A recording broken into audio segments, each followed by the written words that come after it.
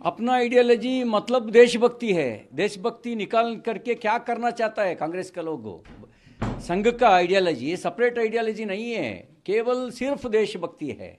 देशभक्ति निकाल करके क्या करना चाहता है? एजुकेशन इंस्टीट्यूशन को देना है तो गलती हो सकता है क्या? प्राइवेट को दिया नहीं, प्राइवेट को दिया नहीं, पब्लिक सर्विस करने के लिए दिया है, स्कूल के लिए दिया है।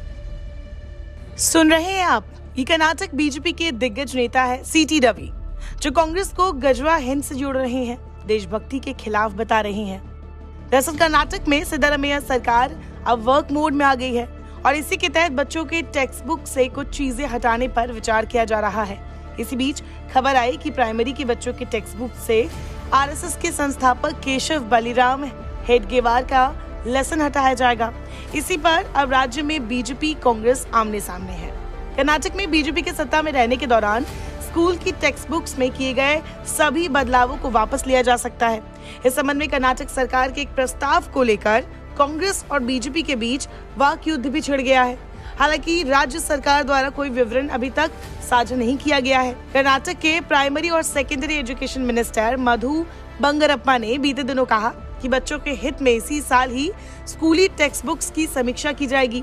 उन्होंने कहा कि ये मामला जल्द ही कैबिनेट के सामने उसकी मंजूरी के लिए रखा जाएगा। कांग्रेस ने अपने चुनाव घोषणा पत्र में बीजेपी के सत्ता में रहने के दौरान स्कूली टेक्स्ट बुक्स में किए गए बदलावों को और राष्ट्रीय शिक्षा नीति को रद्द करने का वादा किया था। बंगरप्पा ने कहा, मुख्यमंत्री व्यक्तिगत रूप से इसमें दिलचस्पी ले रहे हैं। हमारे चुनाव घोषणा पत्र, जिसका मैं अध्यक्ष था, में इस बात का स्पष्ट रूप से उल्लेख भी है कि हम बच्चों के हित में टेक्स्ट बुक्स की समीक्षा करेंगे।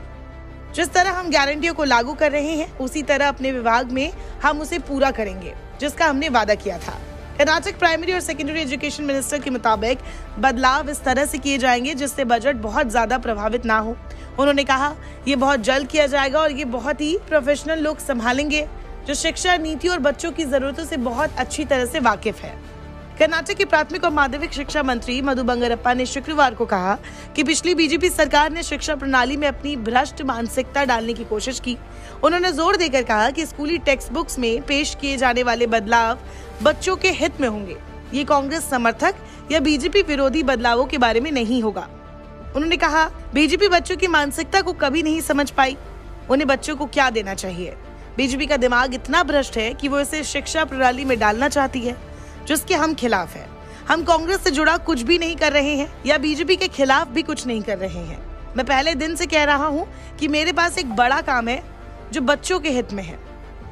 बता दें कि पिछली भाजपा सरकार के दौरान टेक्स्ट बुक को लेकर विवाद हो गया था। तब विपक्षी कांग्रेस और कुछ लेखकों ने राष्ट्रीय स्वयं सेवक संघ के संस्थापक केशव बलिराम हेडगेवार के भाषण को अध्याय के रूप में शामिल कर और स्वतंत्रता सेनानियों, समाज सुधारकों संबंधी अध्यायों को हटाकर टेक्स्ट बुक्स का कथित रूप से भगवाकरण करने का आरोप लगाया था। साथ ही टेक्स्ट बुक समीक्षा समिति के तत्कालीन प्रमुख रोहित चक्रतीर्थ को बर्खास्त करने की मांग भी की थी। अब विपक्ष में बीजेपी है और बीजेपी भी कांग्रेस के विरोध में है। पूर्व Karnataka education minister BC Nagesh ने भी कांग्रेस पर हमला बोला।